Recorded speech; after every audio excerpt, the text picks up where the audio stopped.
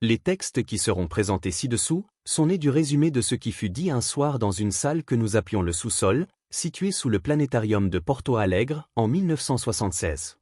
Ils portent, tout comme les thèmes qu'ils développent eux-mêmes, la marque d'un événement unique, par conséquent rare. Le planétarium de la ville, inauguré environ 4 ans plus tôt, était déjà devenu, quelques années après son ouverture, un lieu de rencontre pour les curieux, les étudiants et les passionnés du ciel. Mais cette nuit-là, son sous-sol servit à un tout autre dessein. Un petit groupe réuni en silence, loin de tous les instruments tournés vers l'infini, écouta une conférence qui ne parlait pas des étoiles, mais de la conscience. La faible lumière rouge des lampes techniques, l'odeur métallique des équipements hors d'usage, et le froid humide de l'aube gaucha contribuaient à créer une atmosphère où le monde semblait suspendu. Là, loin de la surface du quotidien, quelques personnes, après la présentation du programme prévu pour cette soirée au planétarium, restèrent pour entendre, pour la première fois, des idées qui défiaient la logique commune. Ce qui suivit ne fut pas seulement une conversation, mais la naissance d'une vision qui traverserait les décennies. Il me revint de rassembler et de donner de la cohérence aux notes des 4 amis qui, comme moi, avaient l'habitude d'écrire dans des cahiers qu'ils conservaient avec soin, car nous vivions une époque de violente répression. Je compris qu'il n'existait aucune possibilité de produire un texte définitif, même avec l'approbation du seul qui était encore en vie lorsque je rédigeais la première version. Il se trouve que je découvris, dans la bibliothèque appelée Centro do Cruzeiro, qui réunissait les œuvres des 4 autres constituant la bibliothèque brésilienne, de petites annotations rédigées sous des sous-titres, dans un cahier dont l'auteur était inconnu. Ces références ne purent jamais être associées avec précision à celles que j'avais réunies, mais elles les auraient complétées si elles avaient été développées.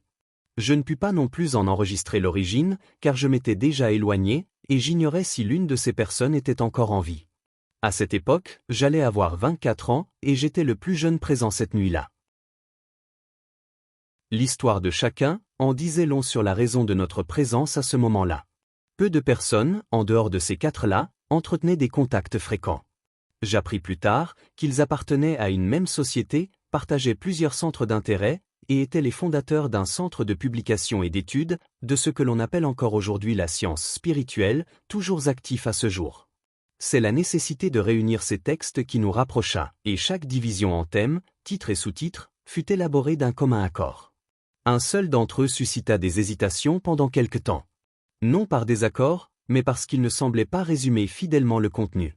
Aujourd'hui, je comprends la raison de ces discussions et du soin apporté à harmoniser les textes et leurs titres.